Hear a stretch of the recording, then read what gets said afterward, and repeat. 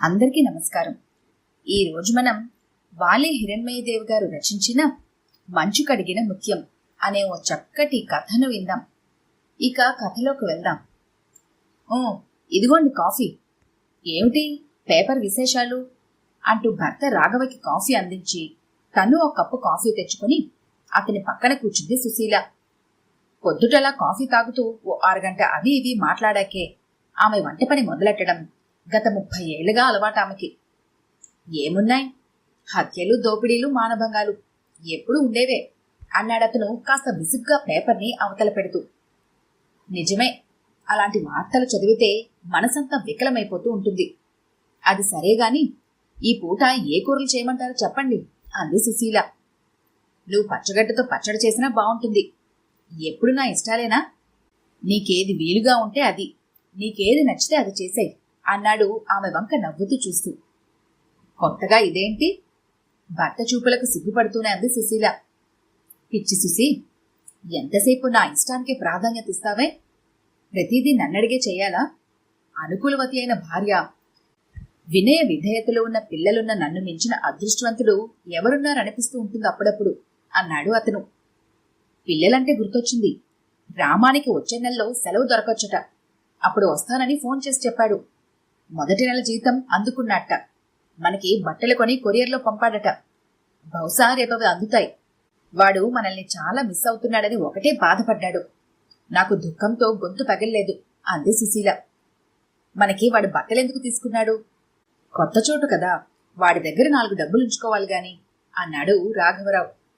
కాని మనసులో మురిపెంగానే అనిపించింది. మనం నాటిన చిన్న మొక్క పెద్దదై పుష్పించి ఫలిస్తే కలిగే ఆనందాన్ని వర్ణించడానికి పదాలు ఉంటాయా? అవును, చిట్టితల్లి ఇంకా రాలేదేంటి? ఈ పాటికి వచ్చి తనకి కాఫీ కావాలని గొడవ పెట్టేదిగా అడిగాడు రాఘవరావు. అతనికి పిల్లలంటే పంచ ప్రాణాలు. వాళ్ల స్కూల్లో ఎక్స్కర్షన్కి తీసుకువెళ్తున్నారట. 4 రోజులుండాలట. అక్కడ బట్టలవి సర్దుకుంటోంది కాబోలు. లేకుంటే వచ్చి ఇక్కడే తిష్టవేసి మళ్లీ వాళ్ళమ్మొచ్చి పిలిచేంత వరకు వెళ్లేది కాదుగా అంది సుశీల.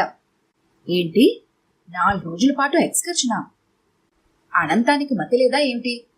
అన్ని రోజులు పిల్లని విడిచి ఎలా ఉంటామని పంపుతున్నాడసలు అన్నాడు రాఘవ కాస్త కోపంగా. ఇది మరీ బాగుంది. మనం వదిలి ఉండలేమని పిల్ల అచ్చటా ముచ్చట తీర్చుకుంటే ఎలా?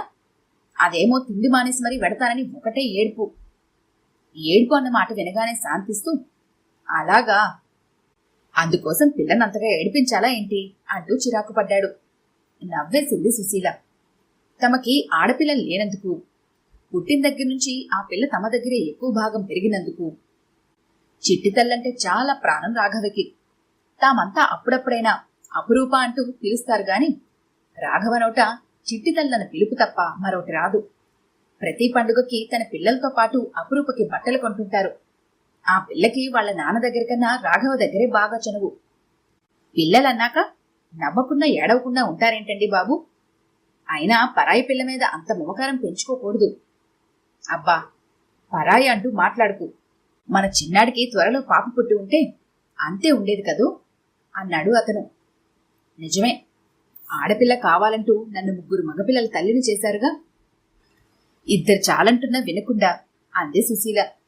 ఇంతలో అపురూప పరుగున రావడం చూసి, ఇక మీ తండ్రి గుర్తులు మాట్లాడుకోండి, నాకు వంటింట్లో పని ఉంది అంటూ లోపలికి వెళ్లిపోయింది. కాఫీ పొడి ఫిల్టర్లో వేసి రాఘవరావు రాక కోసం ఎదురుచూస్తూ కూర్చుంది సుశీల.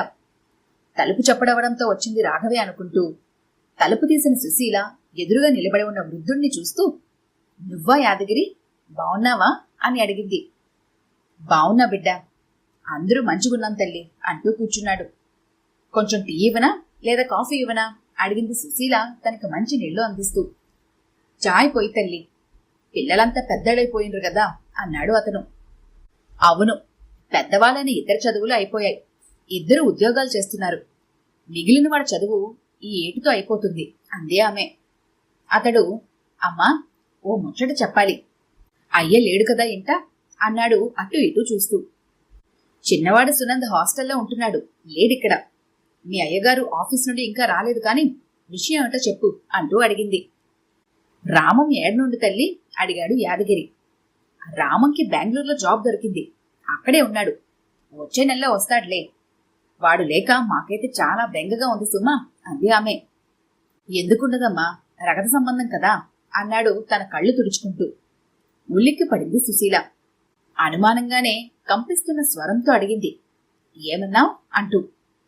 అమ్మా, మీరు పెద్ద మనసు చేసుకుని నన్ను క్షమించాలే అంటూ ఆమె కాళ్లు పట్టుకోబోయాడు.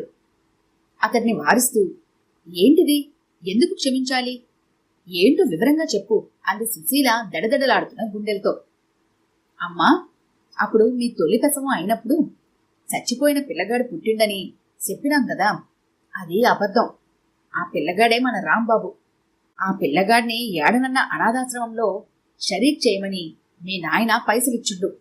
ఎవరికీ చెప్పొద్దని ఒట్టేయించుకున్నాడు. నాకు మస్తు పైసలు కూడా ఇచ్చుండు. 4 ఆడపిల్లలున్న యాదగిరి ఆ పిల్లగాన్ని మనమే పెంచుకుందామంటే సరేనన్నా. వాణ్ణి తీసుకుని మేమంతా వేరే ఇరికిపోయినాం. వాడిని మేమే పెంచినాం. జర పెద్దగైనాక పనిలో పెట్టినాం. తర్వాత ఎప్పుడో కొన్ని ఏళ్లైనాక నిన్ను చూసిన. నువ్వు పిల్లలతో పని చేసుకోలేకపోతున్నా ఓ పని మనిషిని చూసిపెట్టు అంటూ అడిగినావు.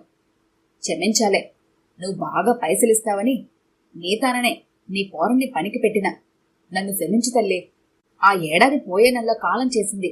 చచ్చే ముంగల అమ్మగోరికి నిజం చెప్పే మావా అని మాట తీసుకున్నది. అందుకే చెబుతున్నా తెల్లే, రాంబాబు నీ కొడుకేనమ్మా అన్నాడు యాదగిరి. 1,00,000 వోల్టుల షాక్ తిన్నట్లే సుశీలకు కళ్ళు తిరిగాయి. కుర్చీని గట్టిగా పట్టుకుంది. యాదగిరి వెళ్ళిపోతూ ఉంటే మాట పలుకు లేకుండా సిల్లా చూస్తూ ఉండిపోయింది. రాఘవ ఎప్పుడు వచ్చాడో గాని అతడు తమ సంభాషణంతా విన్నట్లు అసహ్యాన్ని నింపుకున్న అతడి కళ్ళను చూసి గ్రహించి విలవెల్లాడింది సుశీల. ఛీ, ఎంత మోసం! పెళ్లికి ముందే ఇంత గ్రంథం నడిపావా? ఎంత నయవంచన, ఎంత నమ్మక ద్రోహం! ఇంకా ఏదో అనాలనుకున్నా అతన్ని నిలువెల్లా ఊపేస్తున్న ఆగ్రహావేశాలు మాటల్ని తడబడేలా చేస్తున్నాయి. ఏమండి, నా మాట నమ్మండి. నేనేం కావాలని కాని పని చేయలేదు. జరిగిందేదో పెళ్లికి ముందే చెప్పేస్తానంటే అమ్మా నాన్న చెప్పొద్దని వాళ్ల మీద ఒట్టేయించుకున్నారు అంది ఎలాగో సుశీల. ఆమె మాట పూర్తి కాకుండానే, ఒట్టేయించుకోగానే నన్ను జీవితాంతం మోసం చేయడానికి సిద్ధపడిపోయావు. ఆ ముసలోడి మాటలు నేను వినకుండా ఉంటే చచ్చే వరకు కూడా నిజం చెప్పి ఉండేదానివి కాదు. పైకి మాత్రం ఎంత అనుకువగా అమాయకంగా కనిపిస్తావు. ఈ పాపాలన్నీ పోగొట్టుకోవడానికేనా అనాథాశ్రమాలకి డొనేషన్లు ఇస్తూ ఉంటావు? ఆ పిల్లలకు పళ్ళు, స్వీట్లు, బట్టలవి పంచుతూ ఉంటావు. అదంతా నీ విశాల హృదయమని భ్రమపడినందుకు నన్ను నేను చెప్పులతో కొట్టుకోవాలి అన్నాడతను ఆవేశంగా. ఏమండి, ప్లీజ్ నన్ను మన్నించండి. నేనేం ఒళ్ళు కొవ్వెక్కి తప్పు చేయలేదండి. ఒంటరిగా కాలేజ్ నుండి వస్తున్న నన్ను ఎవరు ఆగంతకులు రేప్ చేయడం వల్ల జరిగిన అనర్థం.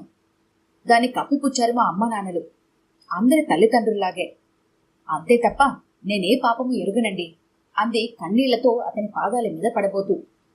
ఛీ అని చేత్కరిస్తూ బెడ్రూంలోకి వెళ్ళిపోయి కళ్లకు చెయ్యి అడ్డం పెట్టుకుని మంచం మీద వాలిపోయాడు.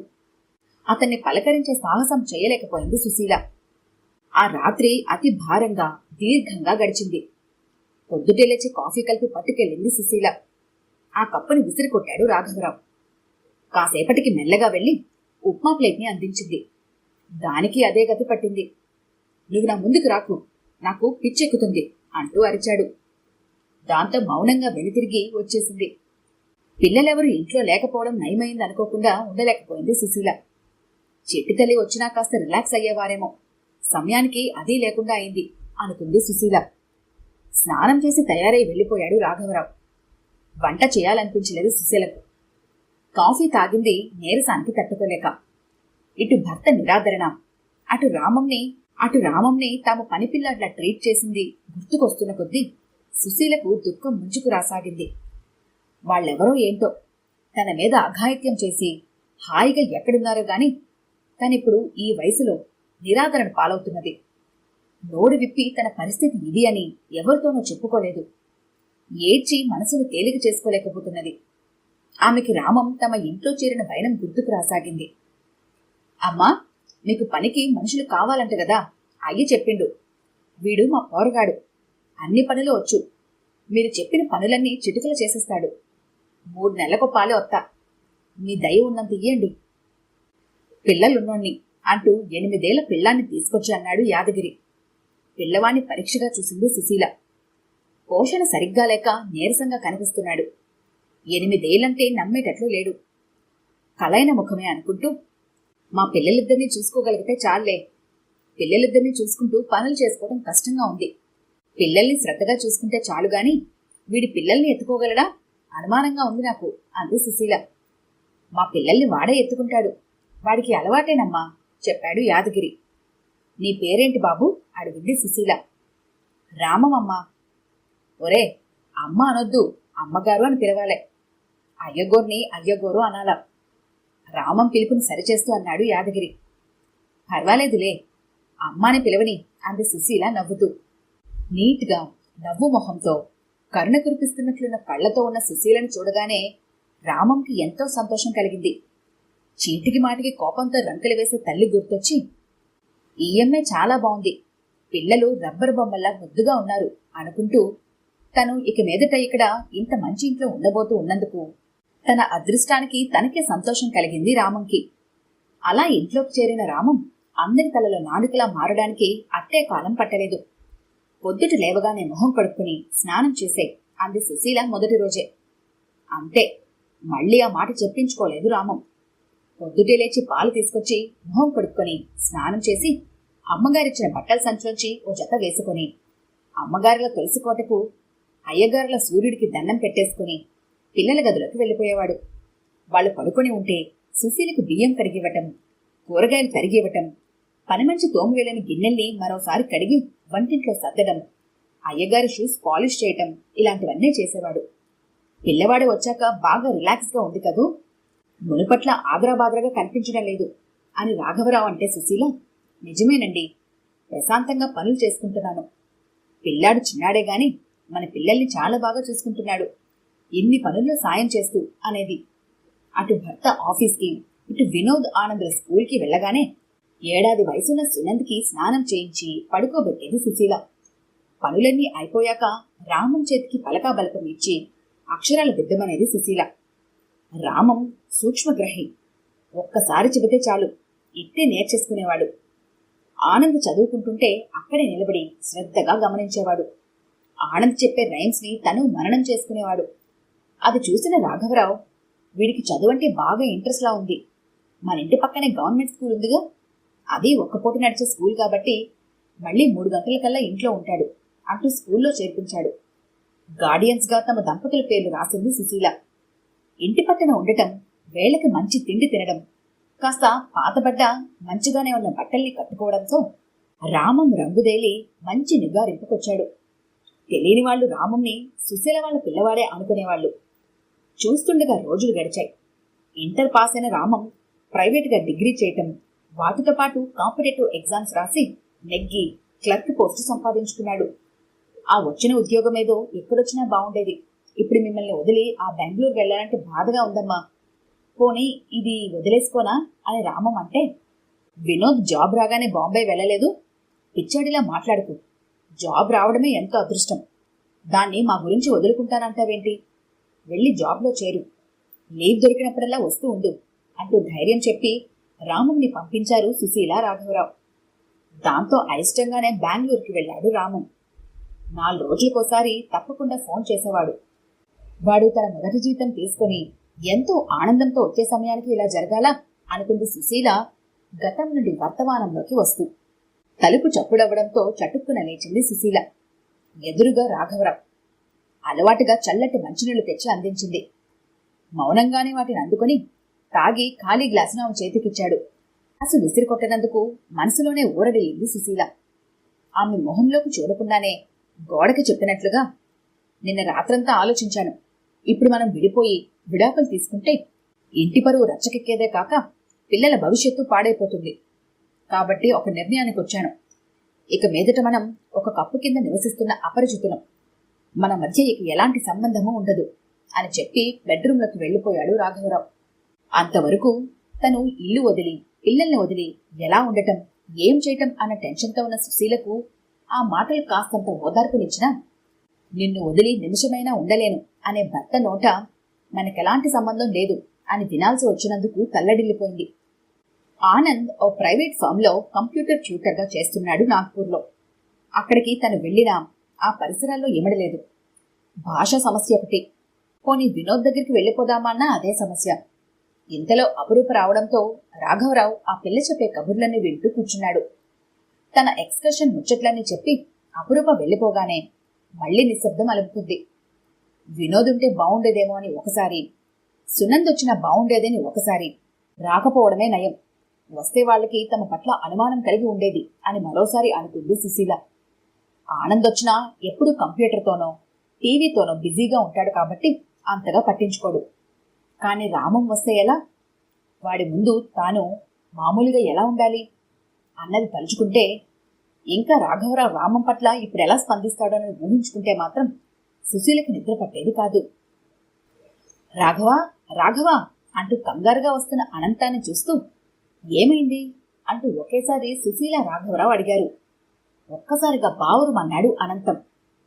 అపురూప ఇంకా ఇంటికి రాలేదురా, మాకు చాలా కంగారుగా ఉంది, శ్యామలైతే ఏడుస్తోంది అన్నాడు గొంతు కదిల్చుకుని అనంతం. అరే, ఈ విషయం ఇప్పుడా చెప్పడం? ఇద్దరం చెరోవైపు వెళ్లి వెతుకుదాం పదా అంటూ లుంగి మీదనే బయలుదేరాడు రాఘవరావు. సుశీల శ్యామలను ఓదార్చేందుకు ధైర్యం చెప్పేందుకు అపురూప వాళ్ళ ఇంటికి వెళ్ళింది. అర్ధరాత్రి అవుతున్నా జాడ తెలియలేదు. పోలీస్ రిపోర్ట్ ఇవ్వాలో వద్దో తేల్చుకోలేకపోయారు. ఆ రాత్రంతా వారికి నిద్రలేదు. 4 గంటలన్నా కాకముందే, వెలుగింకా రాకముందే రాఘవరావు మళ్లీ తన బైక్ మీద వెళ్లాడు. 5 అవుతుండగా ఇంటి ముందు ఆటో ఆగింది. అందులోంచి రాఘవరావు దిగి నలుదిక్కులా పరకాయించి చూసి ఎవరూ లేరు నిర్ధారించుకున్నాక స్పృహలో లేని అపురూపని భుజాన వేసుకుని ఒక్క అంగల లోపలికొచ్చాడు. ఎవరూ ఏమీ చెప్పనక్కర్లేకుండా తెలిసిపోయింది, అపురూప మీద ఎవరో అఘాయిత్యం చేసినట్లు. ఆ పిల్ల బుగ్గల మీద ఉన్న ఘాట్లు, ఫ్రాకి అంటిన రక్తపు మరకలతో. గొల్లుమంటున్న శ్యామల నోరు మూసేశారు రాఘవరావు చొరవగా. ఎవరూ ఏ సీన్ క్రియేట్ చేయకండి, నలుగురికి తెలుస్తుంది. అనంతం, నువ్వెళ్ళి మన విద్యా డాక్టర్ని వెంట పెట్టుకొచ్చావు అన్నాడు. ముందు మనం పోలీసులకు కబురు చేద్దామా అన్నాడు గొంతు పగిల్చుకుని అనంతం. అతని కళ్ళ వెంట ధారులుగా కన్నీళ్లు. పిచ్చాడ్లా మాట్లాడుకు, పోలీసులు వస్తే ఊరుకుంటారా? మన చిట్టుతల్లి గురించి పేపర్లో వస్తుంది, న్యాయం జరిగేదేమో గాని మన చిట్టుతల్లి భవిష్యత్తు నాశనం అవుతుంది. ఎవరు ఎవరికి ఏమీ చెప్పనక్కర్లేదు అన్నాడు అందరినీ ఉద్దేశించి రాఘవరావు. 6 గంటల డాక్టర్తో తిరిగి వచ్చాడు అనంతం. ఆమె అపురూపను పరీక్షించి రేప్ జరిగినట్లు నిర్ధారించింది. అపురూపకైన గాయాలకు ఆయింట్మెంట్ రాసింది. ఆమె వారి ఫ్యామిలీ ఫ్రెండ్ కావటంతో ఆమె కళ్ళు చెమ్మగిల్లాయి. సుశీలకైతే శ్యామల్ని పట్టుకోతరం కావటం లేదు. 1/2 గంట తర్వాత మెలక వచ్చిన అపురూప అనంతాన్ని చూస్తూనే బెదిరి పిచ్చిగా అరవటం మొదలుపెట్టింది. రాఘవరావు వెళ్ళినా ఉనికిపోసాగింది. అప్పుడు మాత్రం రాఘవరావు ఒక్కసారిగా ఏడ్చేశాడు. విద్యా వాళ్ళని పక్క రూములోకి పంపించేసి అపురూపని దగ్గరికి తీసుకుని వెన్ను రాసి మెల్లగా ధైర్యం చెప్పాడు. పాప పట్ల నేను చెప్పినట్లు ప్రవర్తించండి అంటూ జాగ్రత్తలు చెప్పి వెళ్లిపోయింది విద్య. 4 రోజులు గడిచాక గాని ఈ లోకంలోకి రాలేదు అపురూప. భయం వల్ల వచ్చిన జ్వరం తగ్గుముఖం పట్టింది.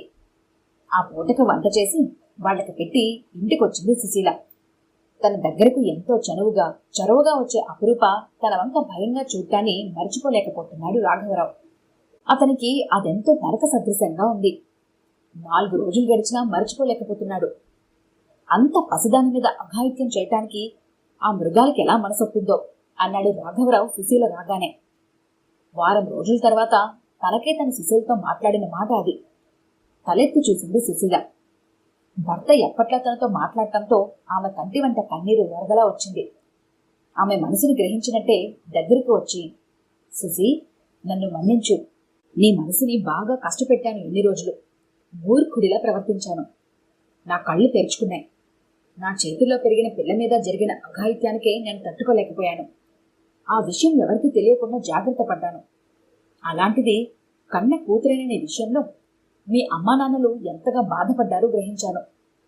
ఏ తల్లిదండ్రులైనా ఎలా స్పందిస్తారో అర్థమైంది. నాకు ఈ విషయంలో జ్ఞానోదయం కలగడానికే భగవంతుడు చిట్టుతల్లిని ఎన్నుకోలేదు కదా అని తల్లడిల్లిపోతున్నాను. నన్ను క్షమించు సుశీ. మన 30 ఏళ్ల దాంపత్యంలో నువ్వేంటో ఎలాంటి దానివో తెలిసి కూడా నిన్ను వెలేసినందుకు అన్నాడు ఆమె చేతుల్ని పట్టుకుంటూ. అంత మాటొద్దు. నీ స్థానంలో నేనున్నా అలానే ప్రవర్తించుండేదాన్నేమో. ఏ భర్త శీలం కోల్పోయిన భార్యని భరించలేడు. మీరింకా నయం, తన్ని తగిలేయలేదు. విశాల హృదయంతో ఇంకా ఇంట్లో ఉండనిచ్చారు అంది వృద్ధస్వరంతో సుశీల. విశాల హృదయం అంటూ పొగడక శశి. నిజానికి నిన్ను ఇంట్లోంచి వెళ్ళగొడదామనే మహాకోపంతో మన ఇంటికి వస్తున్నప్పుడు నాకు తెలిసిన జంట కనిపించారు. వాళ్ళెంతో అన్యోన్యంగా సుఖశాంతులతో ఉన్నట్టు వారి మాటలే చెప్పాయి. నాకది ఎంతో ఆశ్చర్యాన్ని కలిగించింది అంటూ ఆగాడు రాఘవరావు. భార్యాభర్తలు అన్యోన్యంగా ఉండటంలో వింతేముంది అన్నట్లుగా చూసింది సుశీల. అసలు సంగతేంటంటే ఆమె వాళ్ల పెళ్ళైన 5 ఏళ్లకు భర్తను 2 పిల్లల్ని వదిలేసి సినిమా పిచ్చితో వాళ్ల ఎదురింటాయంతో లేచిపోయింది. చాలా కాలం అతని పిల్లలకు తల్లి తండ్రిగా మారి ఒక్కడే పనులు చేసుకోవడం నాకు తెలుసు. 2వ పెళ్లి చేసుకోమని ఎందరూ చెప్పినా వినలేదు.